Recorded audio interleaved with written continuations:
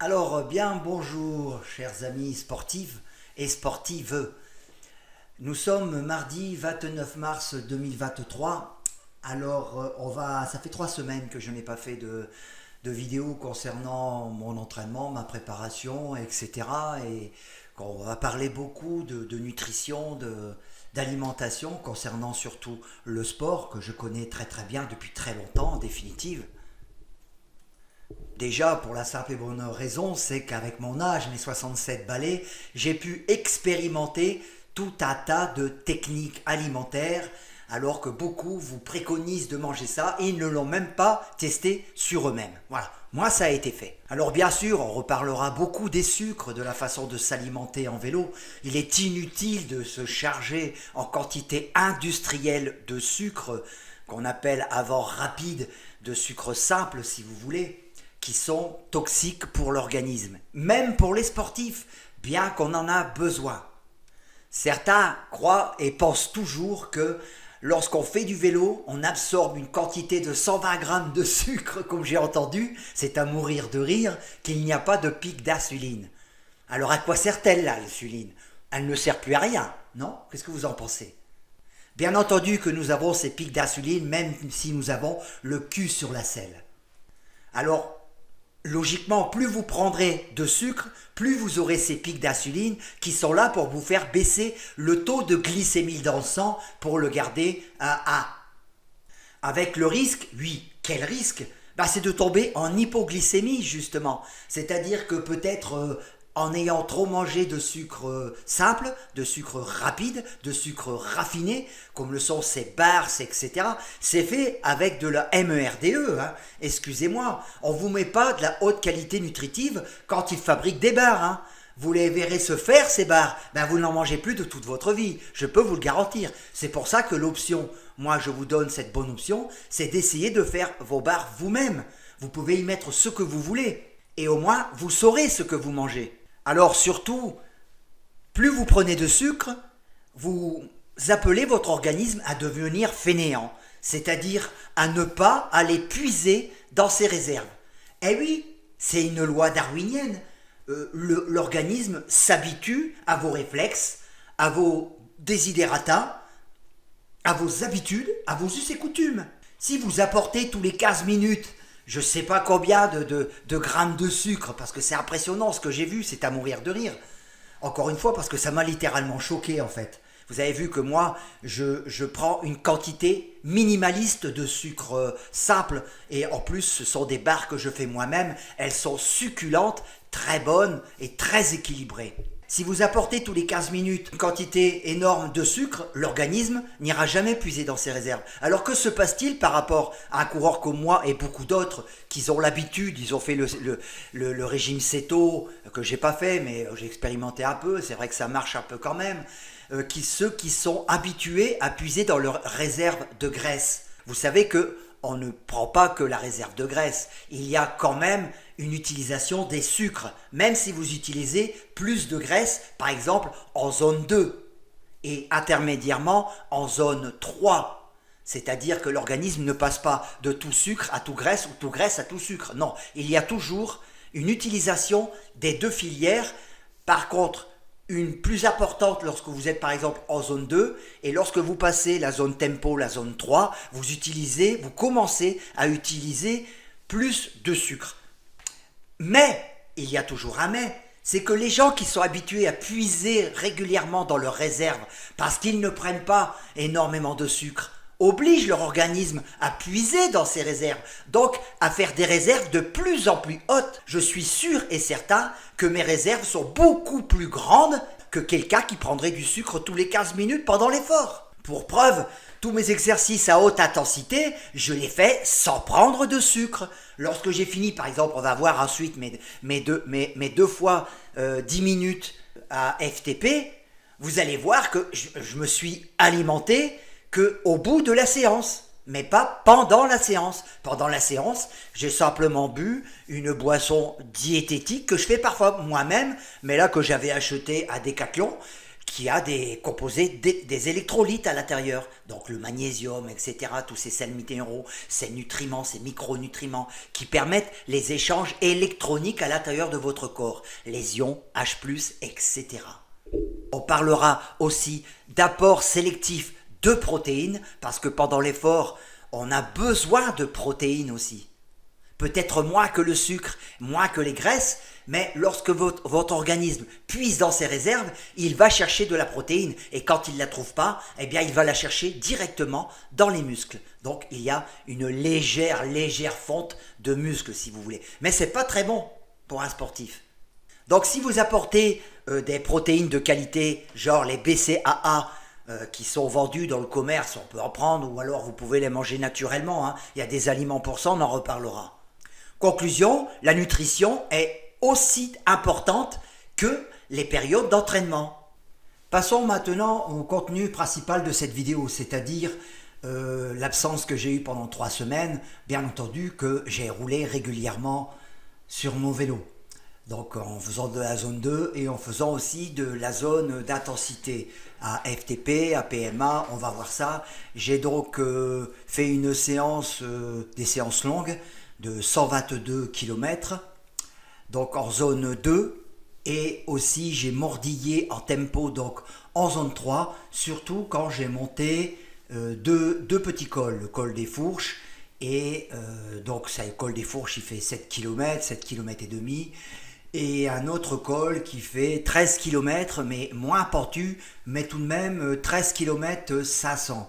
Le col de Taillude, le col de Bouilly, tout ça c'est dans le massif, là où ça a brûlé, où 3 malheureux pompiers ont été brûlés vifs dans leur camion. Et oui, il y a donc une stèle, je me suis arrêté pour avoir une pensée pour...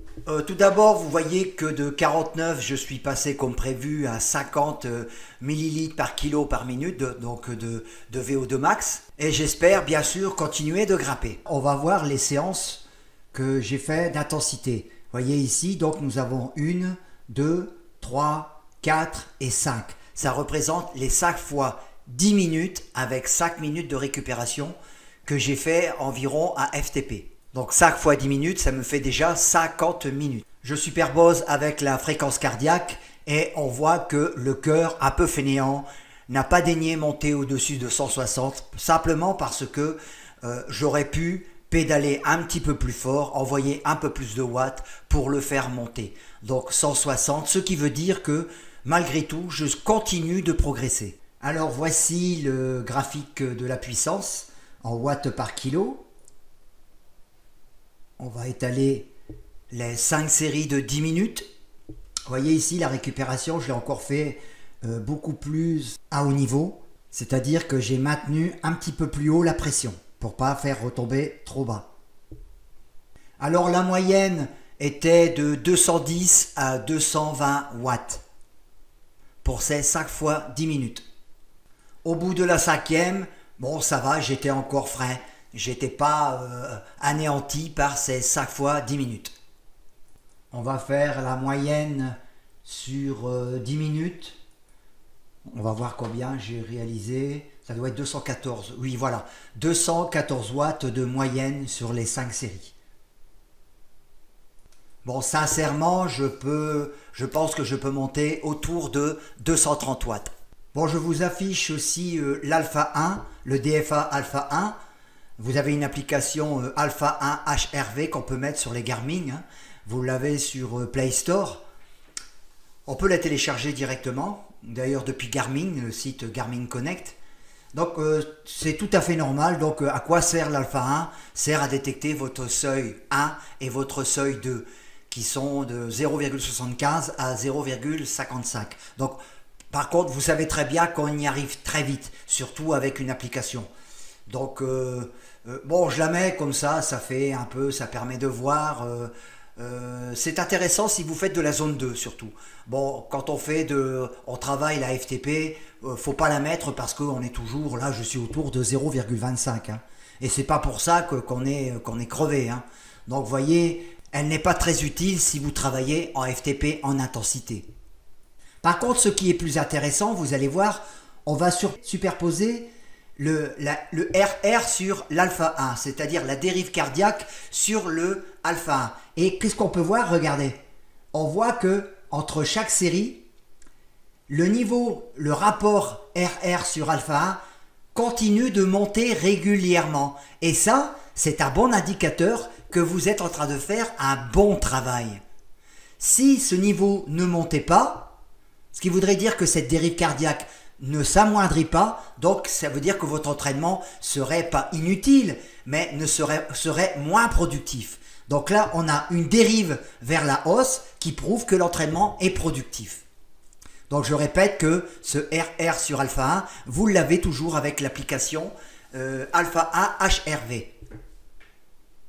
Donc vous avez, je résume, l'alpha 1 sur l'application, vous avez les artefacts, vous avez le nombre de respirations et ensuite vous avez le RR sur l'alpha 1.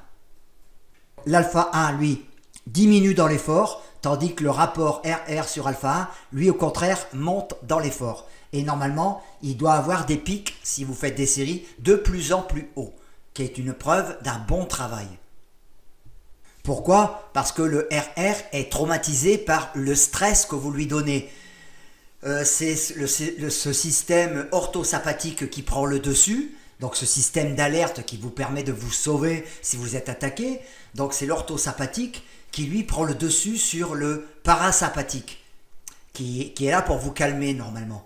Donc c'est pour ça que ce stress grimpant vous donne une bonne aptitude à affronter le stress que vous lui demandez, à votre organisme bien sûr.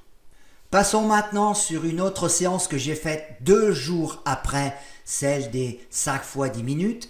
J'ai donc nommé la 2 fois 5, 1 minute en récupération 30 secondes.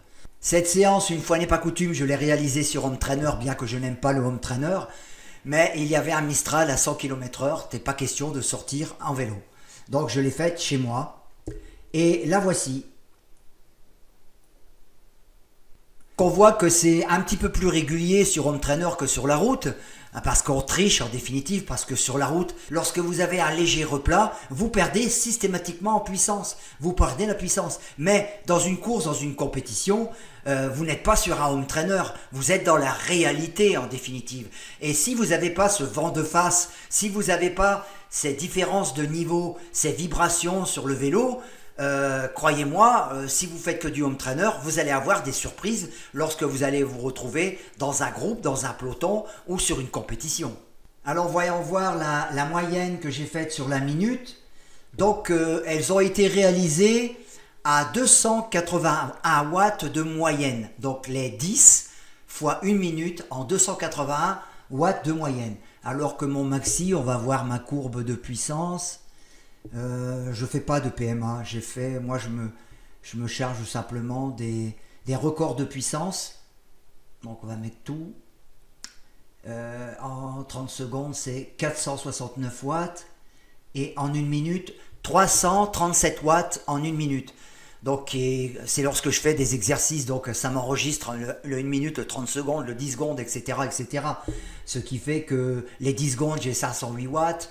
Les 20 secondes, 491 watts, les 30 secondes, 469 watts, les 1 minute, 337 watts. Donc maintenant, je devrais réaliser 1 minute à fond la caisse. Je pense que ça pourrait monter assez facilement à 350 watts. Mais je me base quand même sur 337 watts et je calcule un pourcentage environ de 90% de ce record de puissance. Donc la récupération entre chaque minute qui est de 30 secondes est de 50% de la puissance réalisée, c'est-à-dire 280 watts de moyenne, 290 watts de moyenne, j'étais autour de 145 watts en récupération pour ne pas descendre en dessous. Alors regardez comment c'est décorrélé entre la puissance qui est faite à 1 minute par rapport à celle que je vous ai montrée avant de 10 minutes.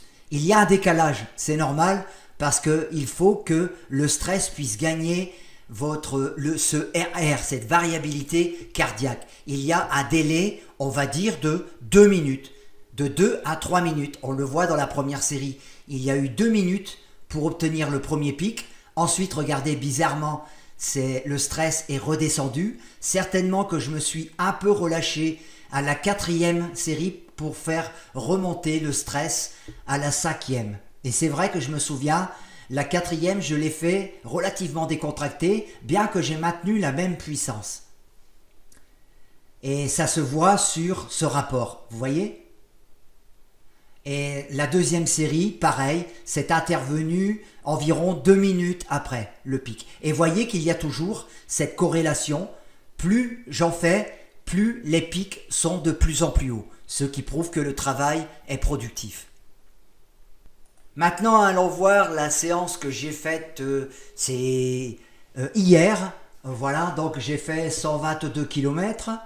On va mettre le... Donc il y avait un petit peu plus de 2000 mètres de dénivelé. Voici le dénivelé. Donc ça, c'est les 2 petits cols que je vous ai parlé. J'ai même fait la rencontre de plusieurs cyclistes, que je suis resté un moment avec eux. Puis ensuite, bon, j'ai continué un peu mon périple. Donc un mec de l'Isère qui était venu dans le Var en camping-car. Et puis un autre aussi qui était aussi en vacances. Donc vous voyez que ce parcours de 122 km, j'ai rien de plat. Donc on ne peut pas comparer avec la vitesse moyenne. La vitesse moyenne en cycliste ne veut absolument rien dire, sauf si vous habitez autour de la Loire où tout est plat. Là, vous pouvez maintenir une vitesse, tandis que là, c'est pas la peine. Il y a quand même 2000-2050 mètres de dénivelé positif pour 122 km. Alors la puissance a été constante par rapport au dénivelé. Et pourtant, j'ai un petit peu plus accéléré dans les montées, c'est-à-dire dans les 2 petits cols, parce que je me suis dit, je vais faire de la zone 2 sur tout le reste, et sur ces 2 petits sommets qui sont plus importants que les autres, donc le col des Fourches fait 7 km et demi, et le col qui se trouve de Taillude, etc., fait 13 km 500 de long. Bien sûr, la pente, il y a du 10-11%, mais pas que. Elle est surtout autour de 5 à 6%. Tandis que lui, le col des Fourches, est un peu plus pentu. Il oscille entre 7 à 8%. Mais malgré tout, au niveau puissance, je suis resté assez stable.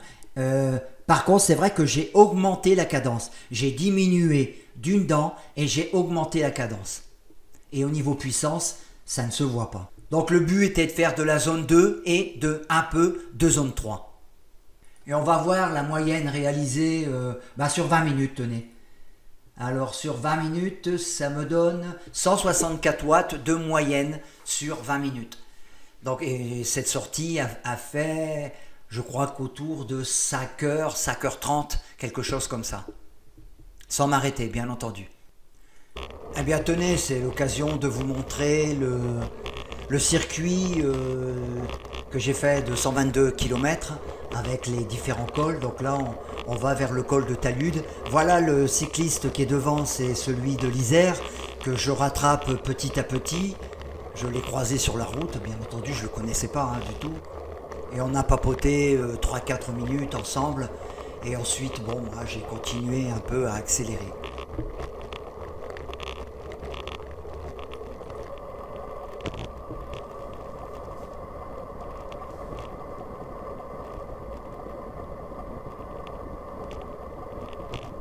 Bon là, il sentait, il y avait un rétroviseur, il sentait que j'étais derrière lui.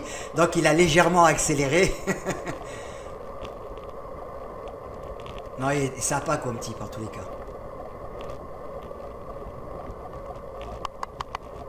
Donc j'ai laissé partir un peu et je me suis dit, bon, quand ça va commencer à remonter encore, bon, je pense que là, je vais le cueillir tout frais.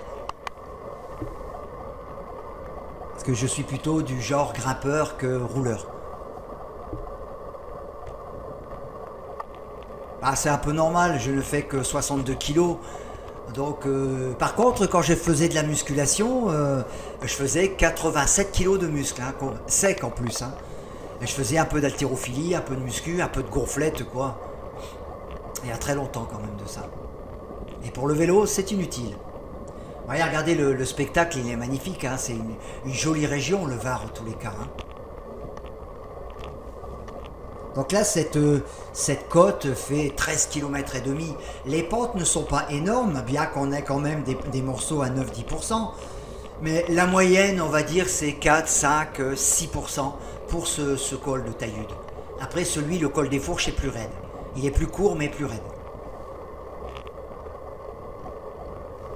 On va avancer un peu. Voilà, j'arrive à sa portée. Et on va discuter un peu le morceau. Bon, il commence à piocher un peu. J'ai senti qu'il soufflait un petit peu trop fort, donc en fait, j'ai pas voulu. Je suis resté à sa hauteur pour discuter un peu, quoi, en ralentissant. Et après, moi, j'avais mon boulot à faire. Et donc là, on est sur du 5-6%. Allez, on avance un peu. Ah voilà, je dis bonnes vacances, ciao, c'est parti.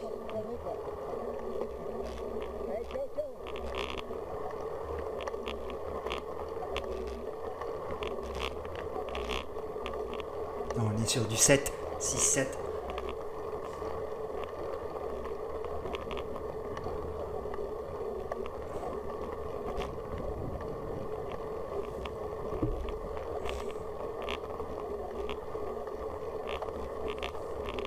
Donc là, j'étais toujours autour de 140, 145 watts, sans trop forcer, mais malgré tout, entre 135 et 150 watts, vous êtes en tempo, en zone 3. Hein.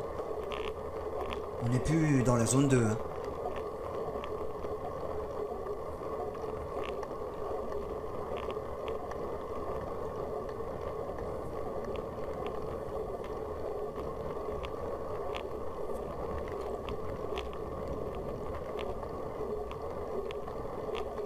Donc vous voyez qu'on n'a pas beaucoup de circulation dans le Var, hors saison, bien entendu.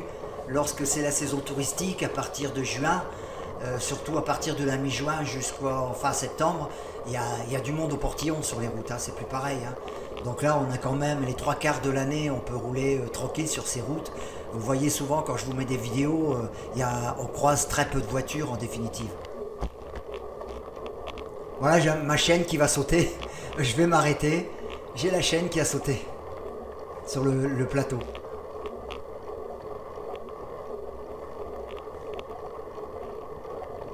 Bon, j'avance un peu. Voilà, j'arrive en haut du Taillude. Voilà, col du Taillude. Et là, on va bifurquer. Et là, je redescends pour ensuite, à droite, prendre le col des Fourches. La seconde grande montée.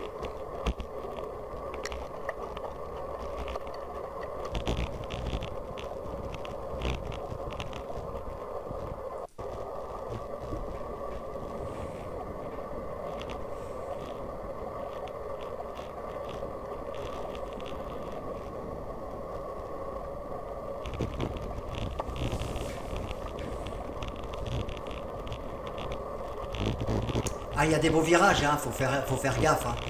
Mais étant donné qu'il y a très peu de voitures, mais il suffirait qu'il y ait une seule bagnole. Donc il faut bien anticiper les virages.